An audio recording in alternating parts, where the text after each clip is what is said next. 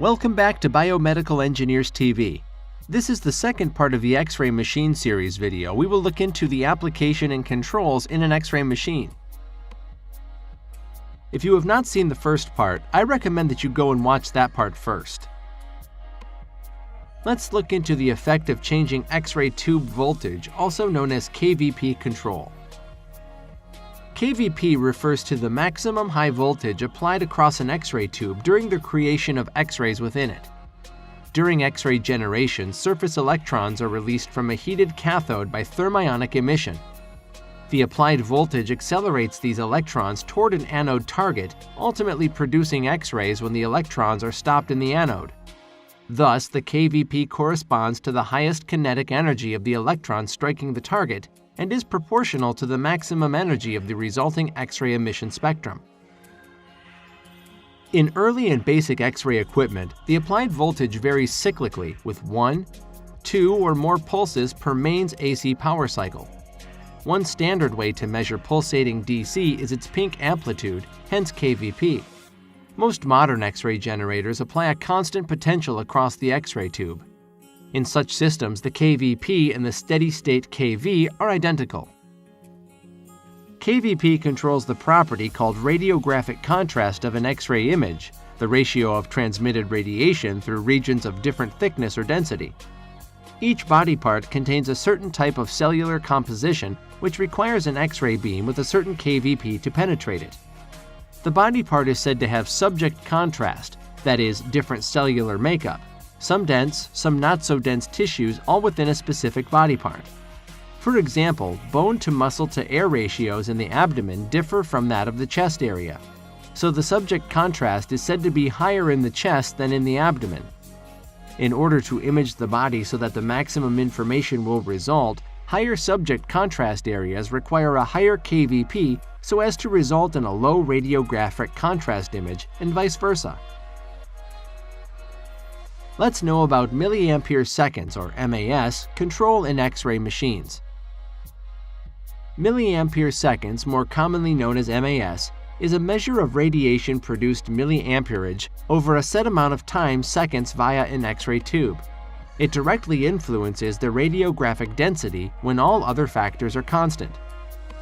An increase in current MA results in a higher production of electrons that are inside the X-ray tube, which will, therefore, increase the quantity of radiation. More radiation will cause more photons reaching the detector, and hence apparent structural density will increase, yet the signal intensity will increase.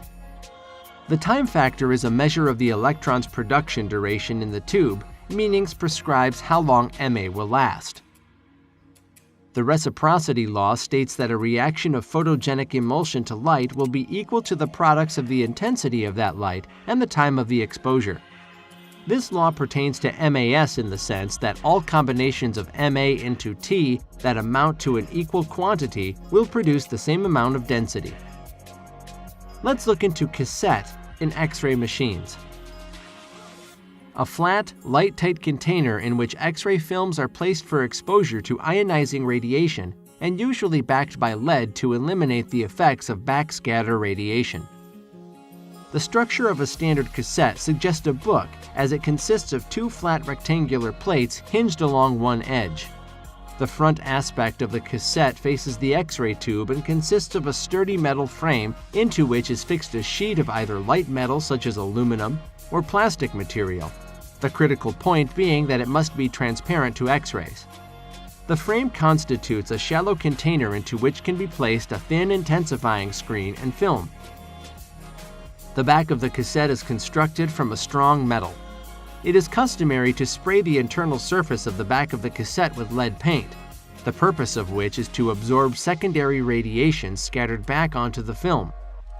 Backscatter the back of the cassette contains a felt pad. The intensifying screen at the back of the film lies on this felt and is usually glued to it. The function of the felt is to maintain this screen, the film, and its fellow screen in uniform, firm contact. The front and back of the cassette are held tightly together, either by spring clips on the edge opposite to the hinge or by means of pivoted, resilient metal bars on the back of the cassette which fit into grooves in the frame. Let's know what a bucky is in an X-ray machine. A bucky is typically used for table or wall-mounted X-ray systems and holds the X-ray cassette and grid. A bucky is a device found underneath the exam table, a drawer-like device that the cassette and grid is slid into before shooting the X-ray. There is nothing special about a bucky grid other than its size. A reciprocating bucky is a device that moves the grid while the X-ray is being taken. The motion keeps the lead strips from being seen on the image. The finer the lead strips, the less movement is needed. Let's wrap up with X-ray detectors and X-ray films. Perhaps the most common type of X-ray detector uses an electric current to measure incoming X-rays. In this type of detector, an X-ray interacts with a material freeing an electron. That electron can rattle around in the detector and give energy to other electrons. In some materials, these electrons will have enough energy to be freed of their host atoms. In that case, applying an electric field will allow those free electrons to be collected and counted.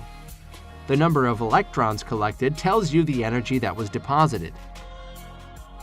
In the case of X-ray film displaying the radiographic image and consists of emulsion, single or double, of silver halide, silver bromide is the most common when exposed to light, produces a silver ion and an electron.